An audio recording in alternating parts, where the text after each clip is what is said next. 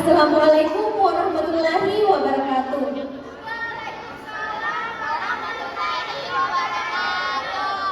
Yang terhormat Bapak Muhammad Asrul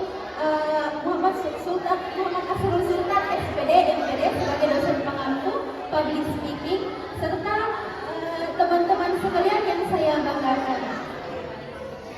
Puji syukur kita panjatkan atas kehendak Tuhan Yang Maha Esa karena atas berkat limpahan rahmat dan karunia-Nya lah kita dapat berkumpul di tempat ini dalam keadaan sehat.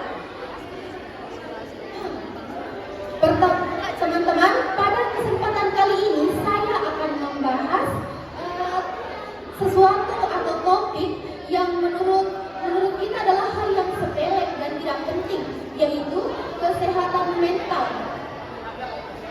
Nah, di sini saya ingin mengajak teman-teman sekalian untuk merenungkan suatu hal bahwa hebat-hebatnya potensi intelektual kita sebagai mahasiswa, namun ketika mental kita terganggu, maka kita tidak bisa mengoptimalkan hal tersebut. Apakah betul? Betul. Nah, coba saya tanya di sini, siapa dalam 1 bulan terakhir ini merasa stres karena tugas? Nah, seperti yang kita lihat, hampir semuanya pernah merasakannya. Lalu siapa di sini yang ketika stres malah memilih diam dan berpura-pura kuat daripada curhat dan meminta bantuan? Itu hal yang wajar, teman-teman, karena kita hidup di budaya di mana membahas tentang kesehatan mental merupakan sesuatu hal yang terlalu sensitif dan dianggap alay.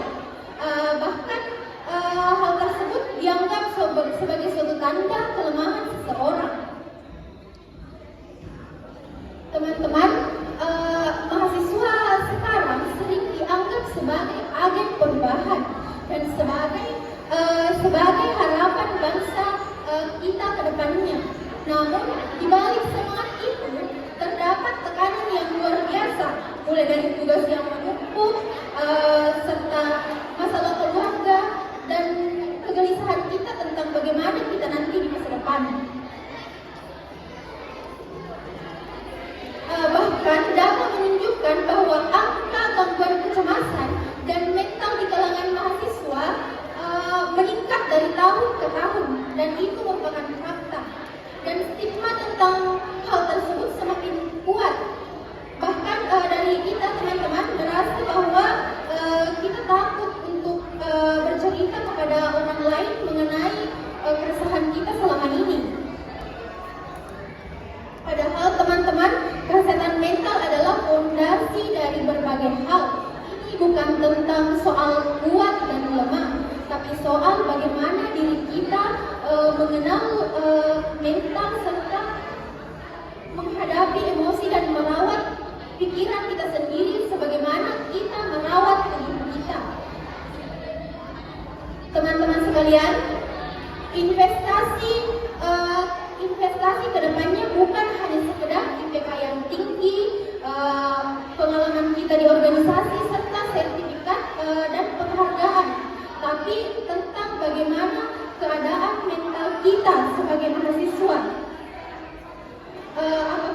Karena dengan mental kita yang kuat, kita bisa belajar lebih fokus serta berkarya lebih kreatif dan lebih fokus terhadap diri kita dan menjadikan perkuliahan ini lebih bermakna. Maka saya mengajak teman-teman sekalian untuk mengubah cara pandang kita. Mari kita peduli dan saling mendengarkan serta saling mendukung. Mari kita jadikan kampus ini sebagai tempat